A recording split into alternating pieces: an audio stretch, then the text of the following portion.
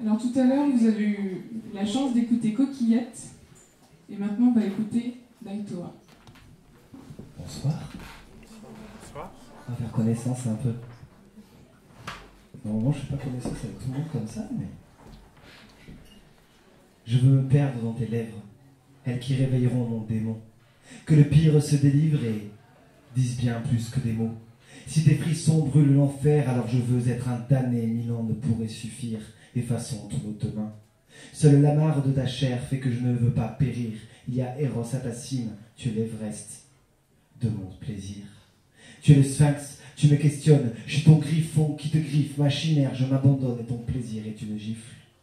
Et sur le lit, nos liens qui s'enserrent dans nos soupirs, je m'insère si sincère en ton sein si délicieux. Nous avons fait flamber Lucifer, nous allons faire descendre des cieux. Je serai ton souverain, de ta douceur assassine, tu seras ma déesse, de la saveur assez saine. Je surine tes langueurs, de mon sabre lancinant, tu sectionnes mon servant de tes subtils dessins. Ton âme est dans mes liens, mes caresses, mes sentiments, mes sens à ton service, pour que tu ne sois pas déçu. Mon souffle se change en soufre, en affre et en sourire, quand seul le sang et l'ensemble peuvent nous suffire. Nos ébats sont tels le safran, et le plaisir trouve un sentier qu'il se ferait. Tu es ma succube, superbe, saoulante et sibylline, ma stèle, ma suprême, si sublime. Ta respiration est le reflet de mes efforts, mais mes efforts, le reflet de ton regard de fer. Libertaire, libertin, tu es mon contre-maître, quand le raccord de corps se teint, on est deux capables d'être. Trop souvent dans notre sueur on s'est seul, et même sot on se sent sale. Pour sertir ce linceul, on s'en soumis à jouer du cil. Mais si nos sauges oseront ne plus vouloir être suzerains, pour chercher l'essentiel, enfin ils saisiront que c'est ensemble qu'on va au ciel. Bien sûr, on pense l'épiderme, pour que le pion lui se dame. On met la force dans l'homme et la finesse dans la dame. Pauvre pensée que l'on donne, l'intelligence sublime dîme. Et par nos dires, on prouve qu'on a la dalle, on voit la douceur comme un deal. Alors pourquoi pas donner des ordres, mais comme elle est présente, et apprendre à recevoir, sans pour soi-même être trop pressant, sortir de la concurrence et de la bienséance, et gueuler comme des bêtes, pas un faux plaisir arrogant, mais sans penser la performance, juste crier qu'on est vivant.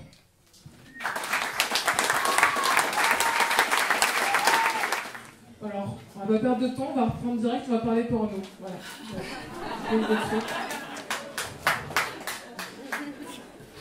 Parce que tout le monde en regarde, on sait. Hein, d'ailleurs, on peut avoir des petites informations là-dessus. Vous avez des chiffres sur le porno. Marilyn, vous ouvrez le bal de mémoire comme ça. Alors, d'abord, la première chose qu'il faut savoir, c'est que les chiffres qui concernent la sexualité, on les soupçonne de ne pas être tout à fait justes.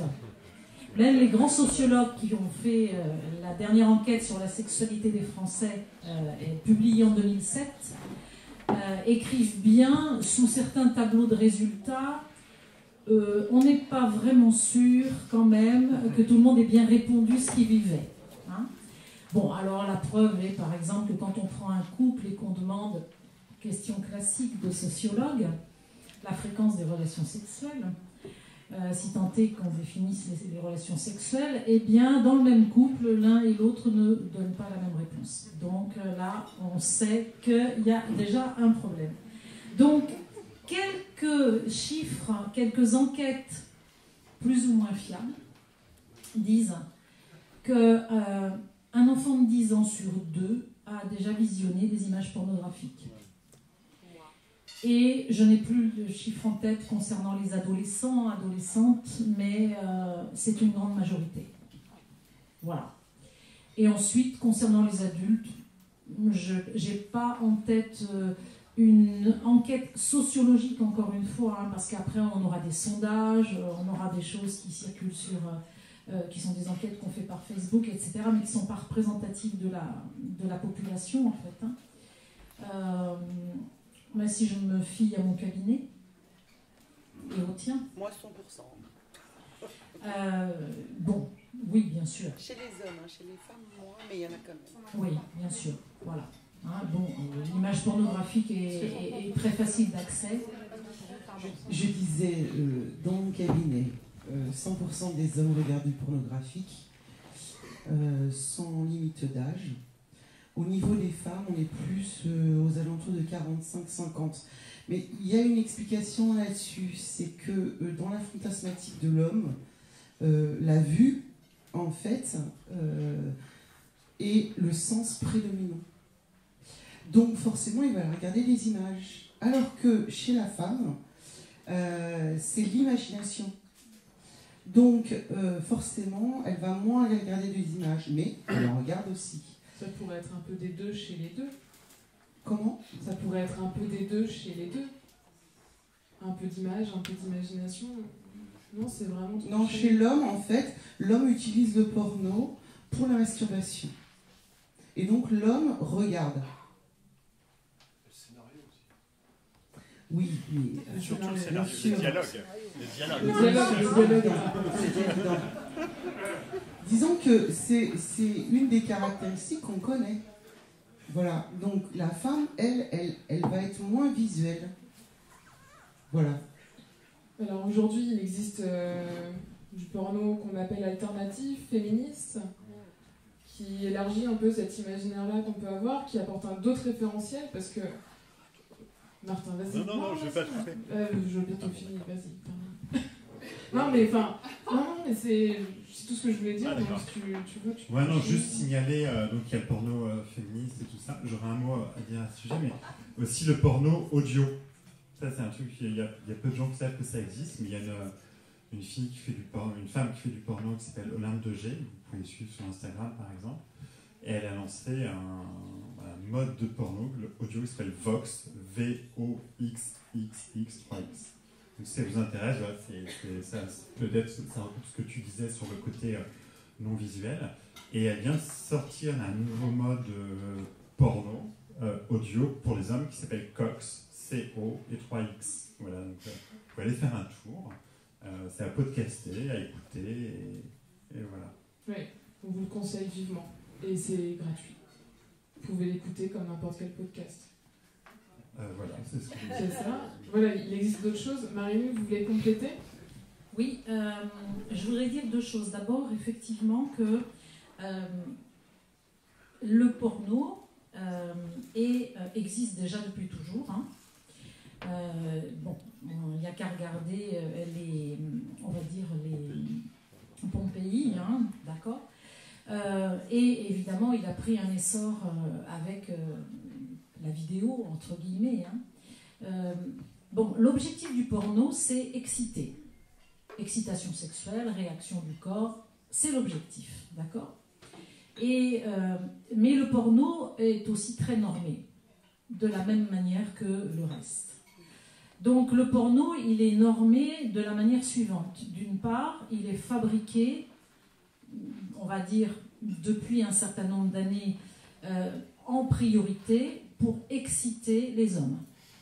Donc, il est construit au niveau des scénarios pour que ce soit excitant au masculin, en essayant de s'appuyer sur les fantasmatiques masculines les plus fréquentes. Aujourd'hui, il pourrait très très bien y avoir du porno pour exciter les femmes. Mais ça se vendrait moins.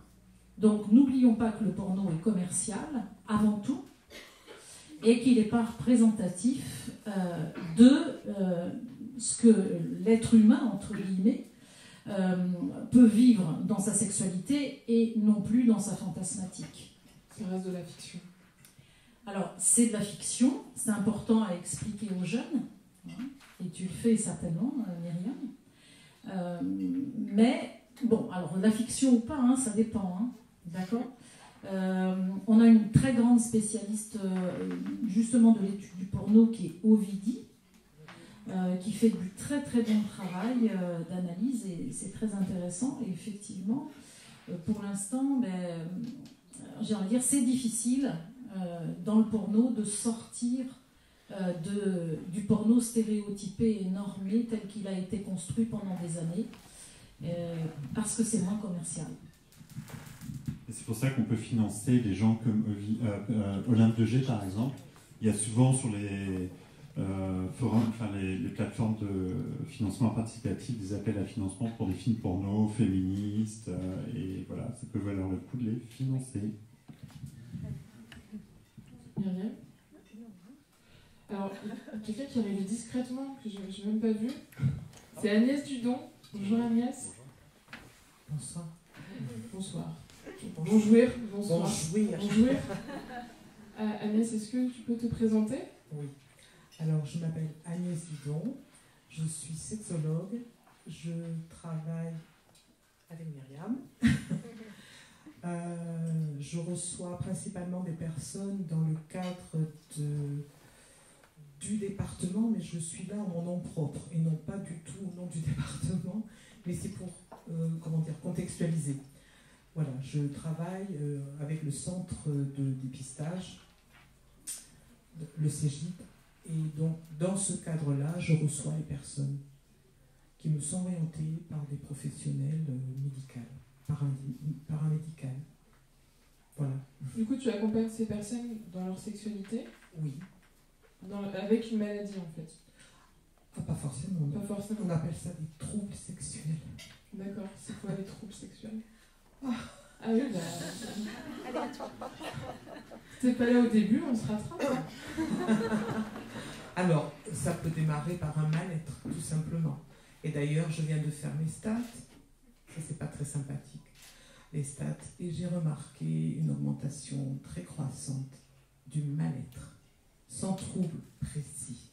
Les troubles, ça a été évoqué un petit peu tout à l'heure. On a parlé de dyspareunie, on a parlé de vaginisme, on a parlé de troubles de l'érection. Vous avez parlé... Oui, enfin tout ça. Ouais. Le trouble. Voilà, il peut y avoir des quantités de troubles. C'est à partir du moment où j'ai une difficulté dans ma sexualité. Ça peut commencer... je ne me sens pas bien. Ça peut être la première fois. Ça peut être aussi... Moi, je reçois des personnes, aussi des jeunes, qui souhaitent améliorer leur vie sexuelle, qui n'ont pas forcément de troubles, mais qui souhaitent découvrir ou développer leurs apprentissages. Est-ce que la pornographie, ça peut être un support aussi pour ça?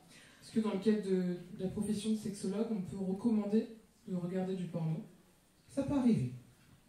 Alors moi, je suis plutôt du côté de l'érotisme, mais bon, ça c'est mon côté littéraire.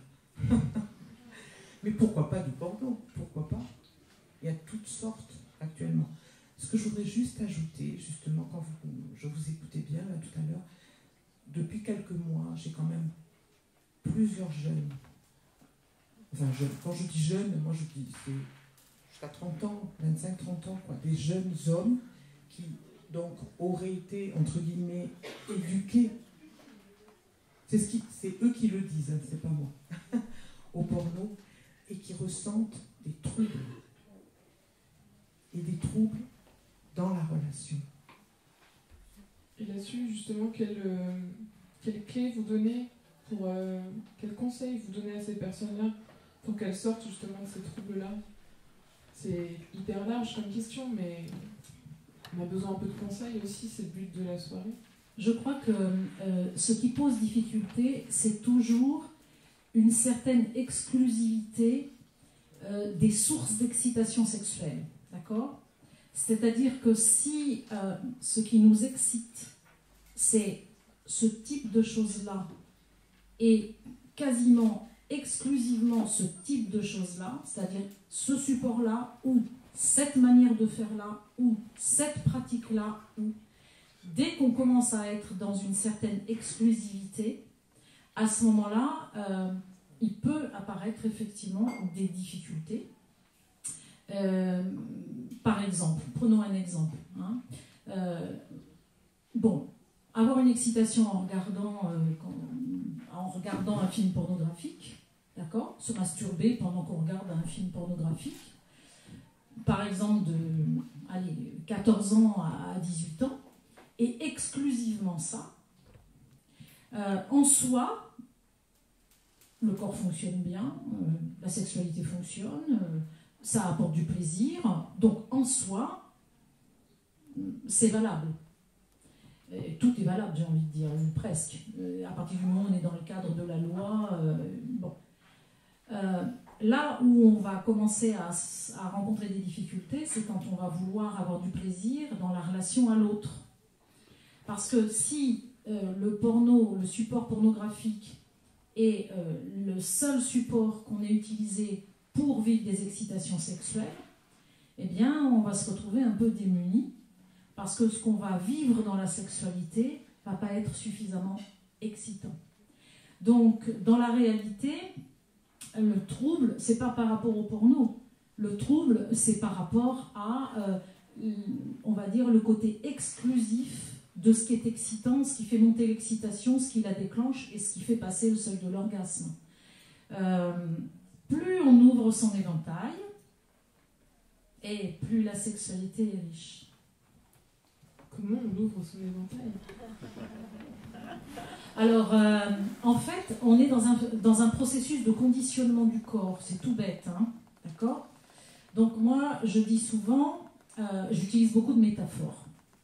Donc, une métaphore, par exemple, ça serait, supposons que vous viviez 20 ans au Mexique et que vous rentriez en France. Hein? Puis là, on vous présente un plat avec des légumes cuits à la vapeur. Ça fait quoi? Ça ouvre l'appétit, ça? Ça fait saliver? Là, les réflexes du corps. Pourquoi? Parce que pendant 20 ans, vous avez mangé pimenté. D'accord? Pimenté, c'est délicieux. Hein? En tout cas, on s'habitue, puisqu'on se conditionne. Donc, il y a un phénomène de déconditionnement à mettre en place. Et le déconditionnement, tout le monde sait faire. Qui n'a pas essayé tout à coup de se dire « Allez, je ne mets plus de sucre dans mon café ». Eh bien, on se déconditionne. Donc, il y a tout un processus qu'on met en route.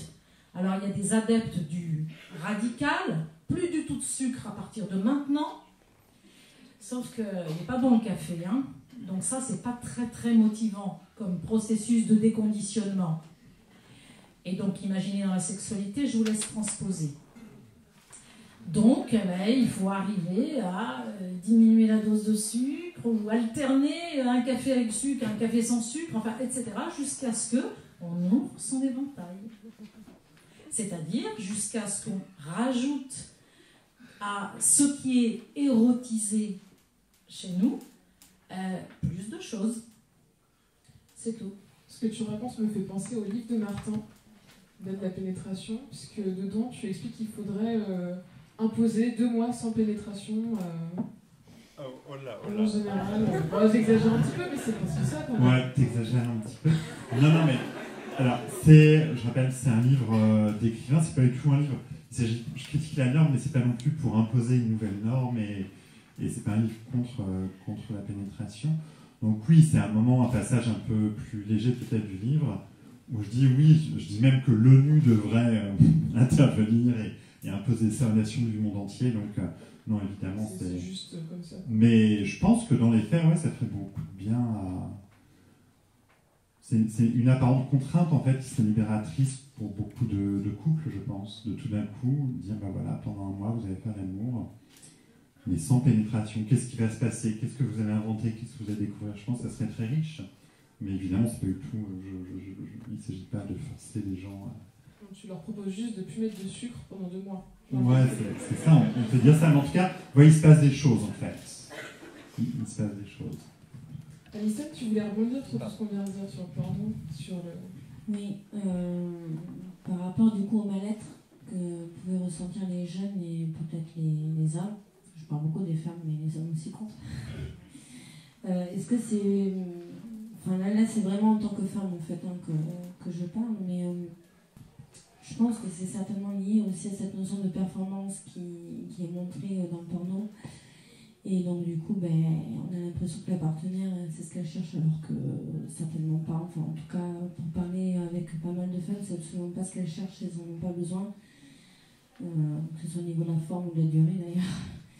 Et par rapport aussi aux femmes, il y a un mal-être par rapport, ou en tout cas ça les dérange, parce que par rapport en fait à la pornographie, les hommes peuvent avoir des demandes, parce que justement ça les excite et qu'ils le voient, ils veulent le reproduire donc, dans la vie réelle, parce que du coup, vu qu'ils sont conditionnés, comme vous avez si bien dit, ils veulent le voir, et quelque part, c'est pas forcément consenti. Alors je dis pas que c'est forcé, hein, parce que c'est accepté, mais quelque part, on va, je sais pas, ça peut être par exemple des tenues, ou ça peut être des scénarios, ou, en tout cas, voilà, c'est vrai que par rapport aux femmes, il y a beaucoup cette chose-là qui peut déranger. Et donc, du coup, créer un mal-être, parce que c'est pas forcément ce dont elles ont envie, et c'est pas forcément exprimé. Voilà, je voulais juste faire une aparté.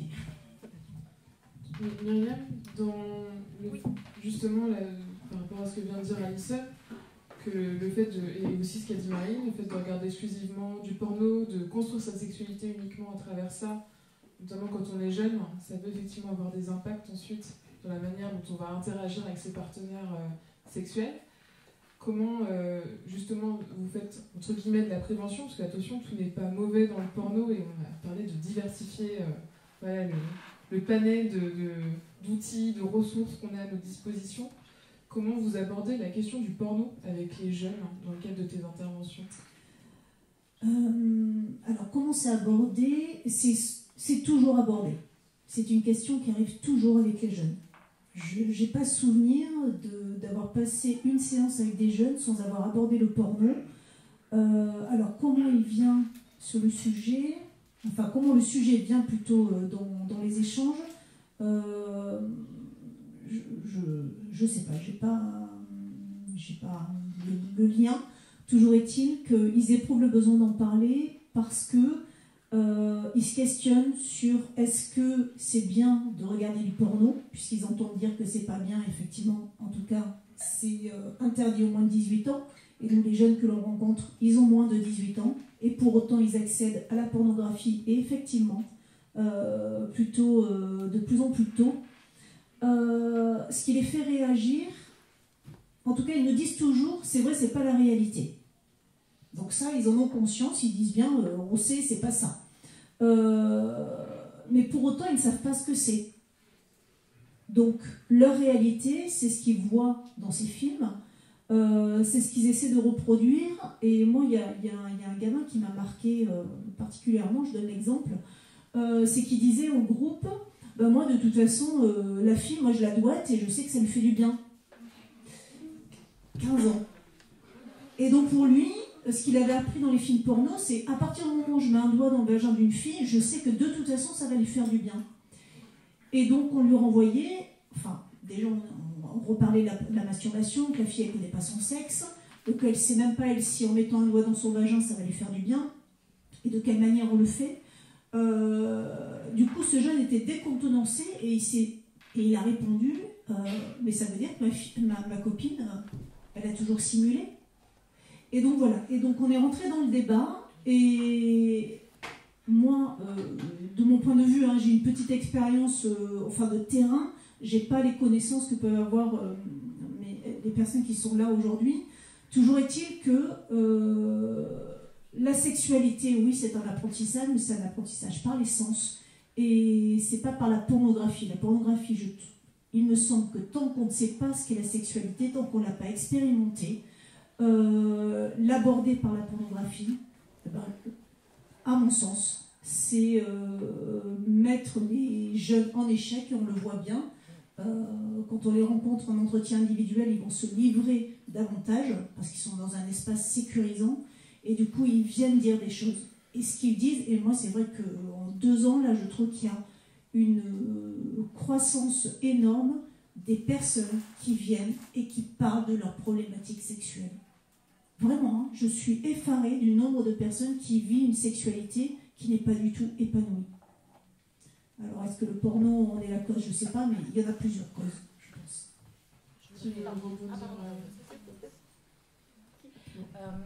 Oui, dans le prolongement de ce que tu dis, en fait, c'est que, et par rapport au sujet, sexualité et tabou, à partir du moment où le discours sur la pornographie sera toujours attention danger, attention danger, attention danger, eh bien, c'est un discours qui occupe les esprits, qui mobilise tout le monde, mais dans ce cas-là, on évite inévitablement le vrai discours sur la sexualité. C'est-à-dire qu'avec ces jeunes-là, il faudrait qu'on ait le temps de discuter de la pornographie tranquillement, comment c'est fabriqué, qu'est-ce qu'il y a dedans, quel est le rapport avec la réalité, la fantasmatique, quelles sont les pratiques qui sont montrées et qui peuvent être excitantes à voir, mais pas du tout excitantes à faire. Parce qu'il y a après des règles physiologiques et anatomiques qui font que parfois il y a certaines pratiques dans la pornographie où là ça ne va pas déclencher l'excitation sexuelle, voire même ça risque de l'arrêter, de blesser, ou choses comme ça. Bon, après, donc les différentes formes de pornographie, etc. Il y a des normes dans la pornographie, et la pornographie, elle norme la sexualité, la preuve, avec ces jeunes, puisqu'elle leur fait croire que la sexualité a une certaine forme, et du coup, ils vont, puisqu'ils ont envie de devenir des adultes, ils vont essayer de plaquer ce qu'ils pensent qu'ils doivent faire, et non plus, comme tu le disais, être dans la découverte progressive, à l'écoute de son corps, et à l'écoute de ses sensations, de ses émotions, etc. Et dans tout un processus de découverte et de développement. Agnès Dudon. Je voudrais simplement rajouter un mot important que j'employais toujours au début des actions collectives que je faisais. Pardon, je ne parle pas assez fort. Oui, j'ai fait des actions collectives pendant 17 ans. Et même si je m'efforçais de changer quand même, de varier les plaisirs, il y avait un mot qui était très important pour moi, c'était la rencontre. Et dans les personnes qui viennent là actuellement, tout à l'heure j'ai parlé des jeunes hommes, il y a les jeunes femmes aussi, hein, par rapport au porno. Je tente, enfin avec eux, de recentrer sur la rencontre. Et tous nos sens, vous l'avez dit tout à l'heure, tous sont très importants. Et je me rends compte justement que ces jeunes hommes, ces jeunes femmes, quand je leur parle de regarder, sentir, toucher, goûter, enfin, tous les sens participent et il y a rencontre, quelle qu'elle soit, mais rencontre. Et pour moi, c'est essentiel. Voilà. À chaque, comment vous dire, qu'il y ait toutes sortes de rapports sexuels, et je n'aime pas trop ce mot d'ailleurs, je préfère relations sexuelles. Voilà. Il y a la rencontre. Il n'y a pas que, ce que j'ose dire parfois, la mécanique des corps. Il n'y a pas que la mécanique des corps. Et pourtant, pour que la rencontre se passe bien, il faut aussi bien se connaître. Et tout à l'heure, on a parlé de masturbation. On m'a dit tout à l'heure, on n'a pas assez parlé de masturbation. On va jamais le sujet avant qu'on passe à l'échange avec le public. Mais, bien sûr, je surajoute un petit. Je n'édulcore pas, au contraire. Ah oui, non, pas du tout. Au contraire.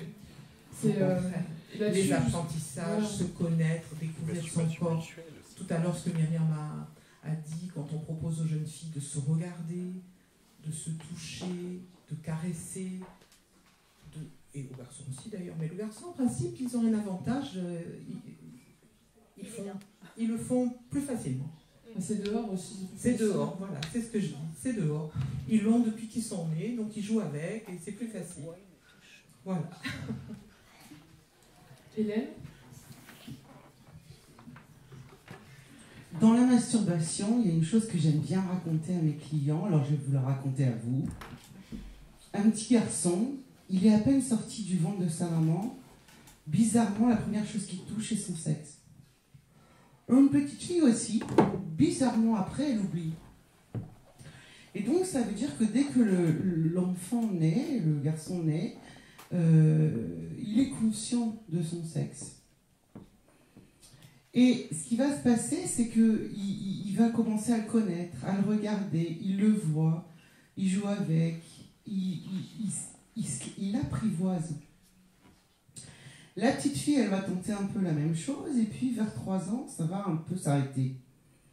Et donc c'est pour ça qu'on retrouve le problème de la masturbation féminine, c'est que la maman, en fait, il faut qu'elle apprenne à sa fille ça. Dans cette salle, il y a combien de filles où leur maman leur a dit, tu sais ma chérie, tu peux te masturber. Voilà. On est, ouais, enfin quand même en 2020, donc voilà. Mais ce que je veux dire, c'est que le petit garçon n'a pas besoin de lui dire. Et donc on se retrouve à l'âge de l'adolescence, où le garçon, il a 15 ans d'avance sur la fille. Et souvent, moi dans mon cabinet, les femmes m'expliquent que souvent, en fait, leur première masturbation, c'était bien après leur première fois. Parce que ça ne fonctionnait pas, donc elles se sont dit, peut-être qu'il faut que je m'y intéresse. Donc oui, effectivement, il y a eu une étude qui a été faite il n'y a même pas un an, un peu plus d'un an, aux États-Unis par une psychologue qui a pris à peu près 5000 femmes en disant on va faire une photo de est-ce que vous voulez participer pour une photo de votre corps.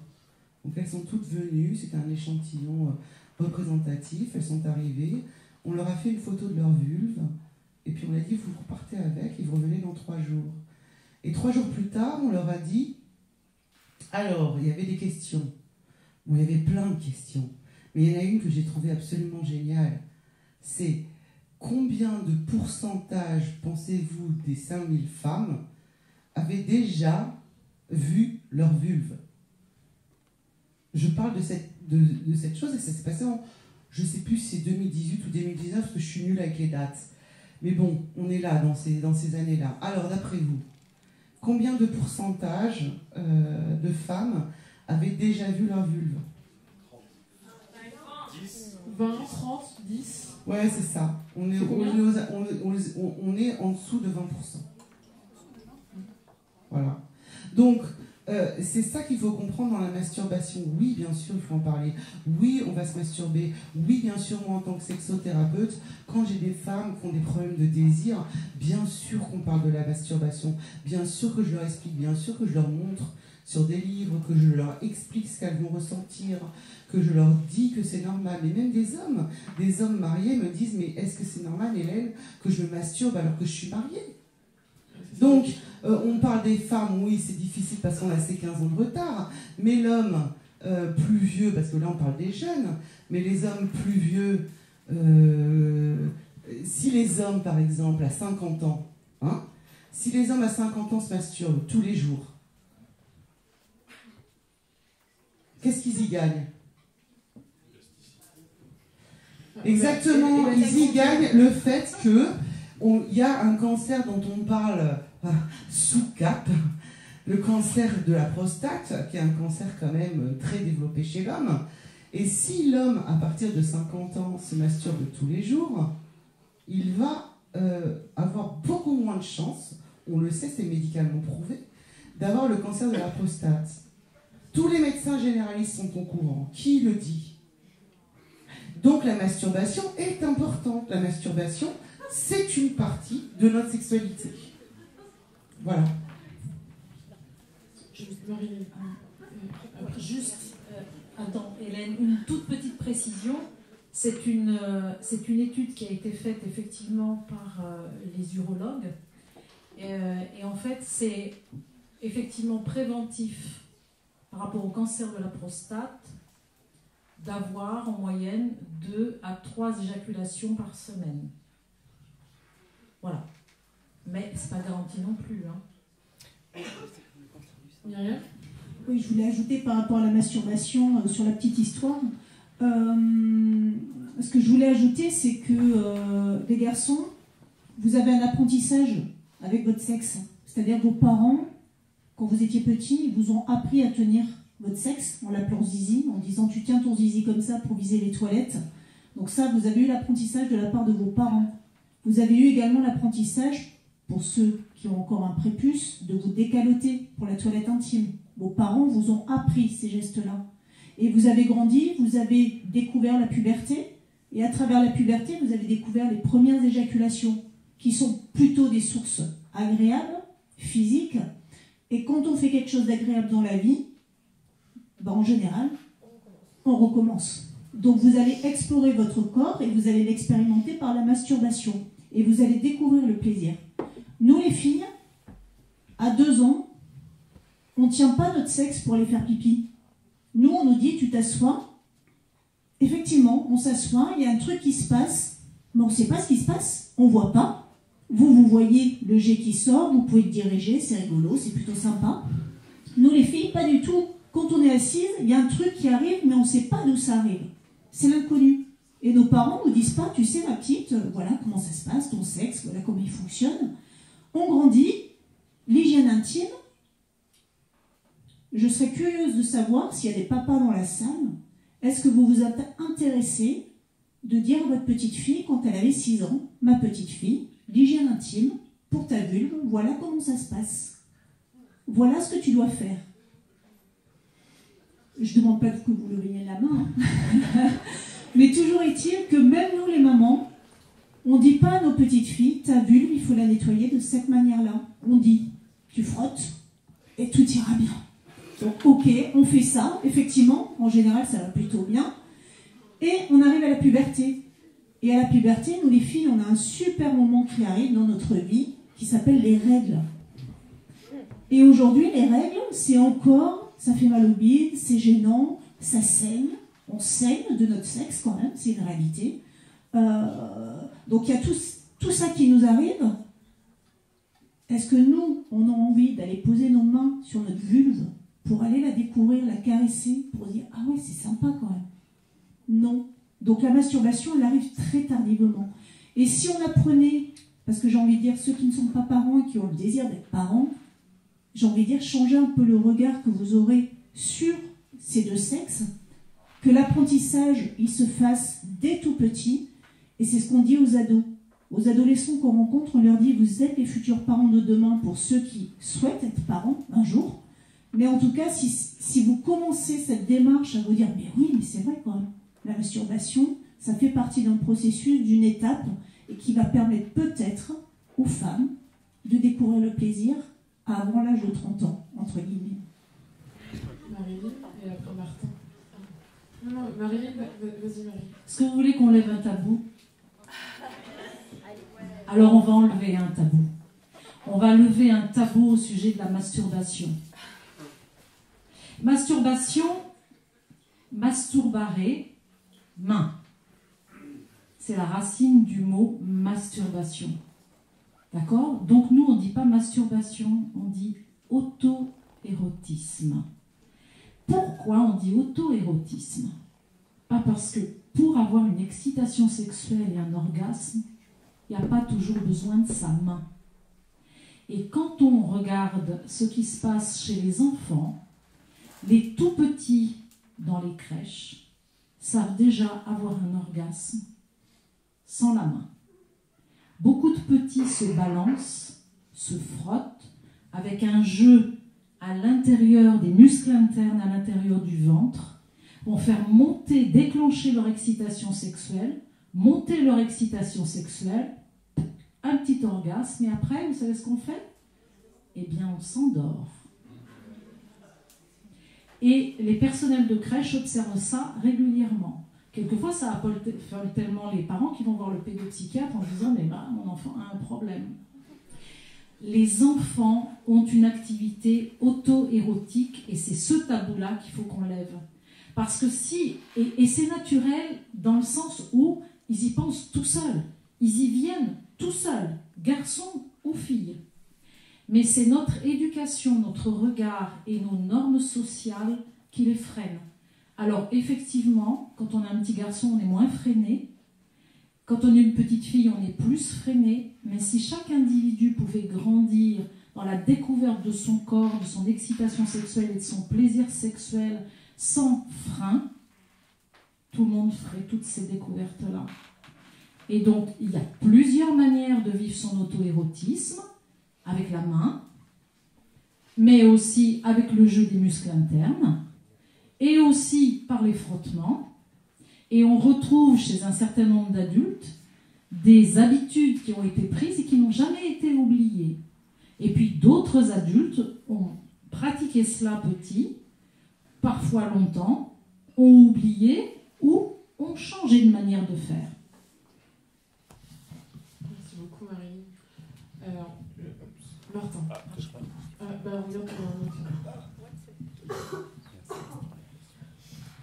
Non, c'est juste, moi je suis juste papa d'un petit garçon de 4 ans et demi et tout ça, et c'est vrai que parfois il se touche le sexe et tout ça, et nous notre politique qui est fondée sur notre grande expérience de jeunes parents qui ne savent pas grand chose et qui lisent tous les livres sur le sujet, c'est de lire, de faire ça en public, et de lui dire tu fais faire ça dans ta chambre, dans ton lit et tout ça, mais non, c'est pour rebondir sur le côté, je me vois pas moi en tant que papa parler masturbation à un enfant, je trouvais ça pas du tout, sauf pour lui dire, à la limite il pose des questions, tout ça, mais pas, je me vois pas l'encourager à se masturber, je trouverais ça pas approprié. Pourquoi ? Et parce que c'est son domaine en fait, et en tant qu'adulte j'ai pas à me mêler de ça. C'est lui qui découvre son corps, qui se touche, et il ne s'agit pas pour moi de mettre un frein. Je ne vais pas lui dire que c'est mal, je ne vais pas lui dire d'arrêter, sauf s'il est en public et qu'on est à table, ce genre de choses-là. Mais voilà, je voulais réagir par rapport à ça. C'est parce que nous avons des règles sociales à apprendre, évidemment.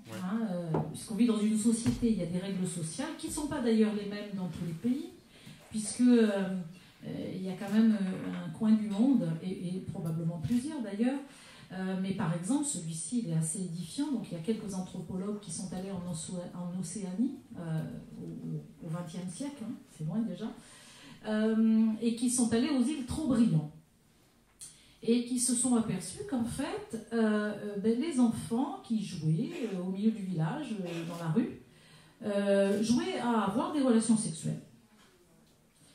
Et en fait, ils se sont aperçus qu'on laissait la liberté totale aux enfants d'imiter les parents, d'avoir des expérimentations sexuelles, seuls, les uns avec les autres, etc., en public, aucune importance. Donc ça, c'était les codes sociaux de cette société. Bon, alors bien sûr, l'anthropologue est allé vérifier, il s'est posé la question, mais qu'est-ce que ça donne à l'âge adulte? Et puis, rien. Tout va bien, ça change rien, ils ne sont pas traumatisés, ils n'ont pas de difficultés sexuelles, ils n'ont pas... Voilà. Sauf que dans notre société occidentale en particulier, parce que ça varie aussi d'un pays à l'autre, mais dans notre culture française, on a des règles sociales, effectivement, et on a un devoir de parents d'éduquer nos enfants avec les règles sociales, pour une raison très simple. C'est au moins pour qu'il puisse pas y avoir un phénomène de rejet de nos enfants par les autres. Donc, bien sûr qu'on a ces règles sociales à faire respecter à nos enfants, mais à un moment donné, on pourrait leur glisser, avant de leur dire, tu sais, c'est mieux dans ta chambre, parce que, personne ne le fait devant tout le monde, ça fait partie des règles de vie. Avant, on pourrait dire, c'est bon. Exactement. J'allais dire la même chose, mais c'est important en fait. Moi, je me rappelle ma fille de 3 ans qui me dit maman, comment on fait les bébés? Je lui ai répondu, ouh là là, avant de faire les bébés, on se fait plaisir. Et alors là, elle m'a regardé avec des grands yeux, et ça a été une très très bonne conversation qu'on a eue ensemble. Par rapport à la masturbation, pour les gens qui ont besoin d'en savoir plus, de comprendre tout ce que nous disait ma voisine sur toutes les différentes techniques de masturbation, il y a un superbe site internet. Alors bon, c'est pareil, c'est comme tout à l'heure, je suis nulle avec les noms, mais si vous tapez masturbation sur internet, vous allez le trouver. Qui en fait... Non, mais masturbation. Alors, qui en fait est absolument génial parce que vous voyez les gens qui sont en train de se masturber. Et c'est pas du tout pornographique. C'est très bien fait.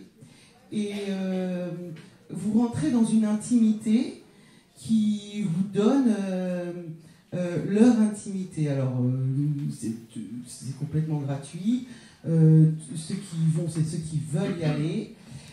Mais si, par exemple, on n'a pas la capacité de parler avec ses enfants parce que on est plus geek et puis que c'est pas notre truc, on peut peut-être aller regarder ça, et puis ça peut être un point de départ pour expliquer à la jeune fille la masturbation, pour expliquer aux jeunes garçons la masturbation. Voilà, c'était comme tu parlais de conseils tout à l'heure, c'était un de mes petits conseils. D'ailleurs, Voilà. j'en rajoute un, il y a le compte Instagram Tajoui qui est très bien pour expliquer justement des pratiques de masturbation, de... Jouissance Club aussi, qui est vachement bien. Il y en a Puissance Et le Jouissance Club. Jouissance Club. Et le Jouissance rapport. Club et Tajoui. Et le rapport Height, Comment tu l'écris?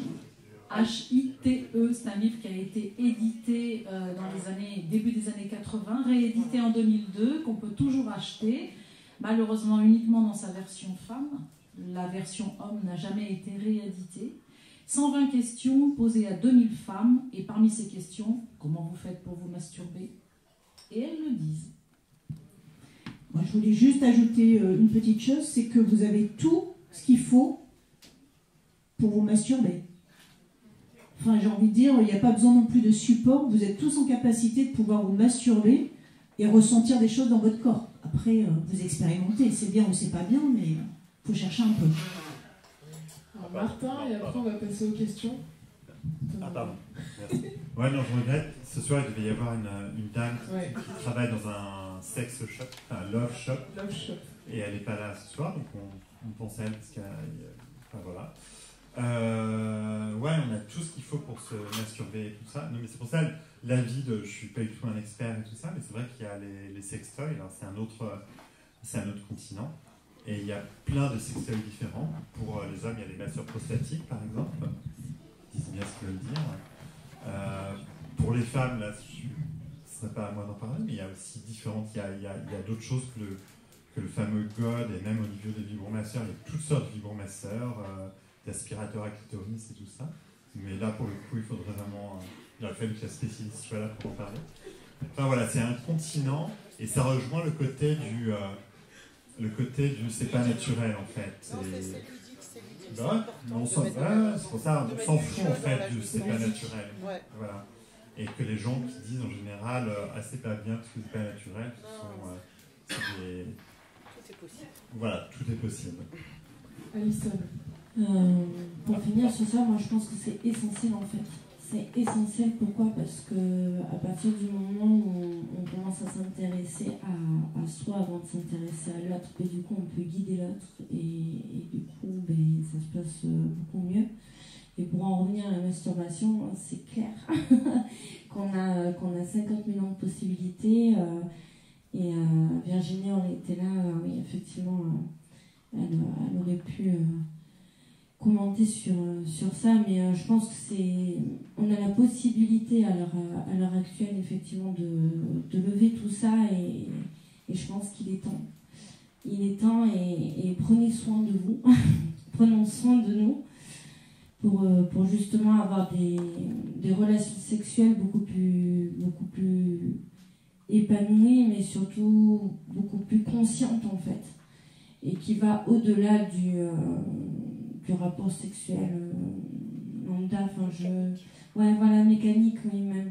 Il y a de l'ordre du mécanique, mais surtout que chacun trouve sa place, en fait. Et hommes ou femmes, on est tous égaux, et surtout, quand on fait l'amour, être vraiment l'un avec l'autre. Parce que parfois, on fait l'amour, mais on n'est pas ensemble. Moi, pour avoir discuté avec des femmes et des hommes, c'est comme si, en fait, on faisait l'amour à l'autre, mais chacun est un peu dans sa bulle. Alors on a le droit d'être dans notre tête, enfin je pense, mais quand même garder ce lien. Et voilà, c'est quand même, et surtout c'est quand même deux êtres qui ensemble créent quelque chose, et c'est pas rien. Voilà, c'est pas demander à l'autre d'assouvir quelque chose. Oui, on peut le faire, mais c'est surtout qu'en fait, à deux, on crée quelque chose, et quelque chose qui sera de toute façon unique. Donc voilà. Merci.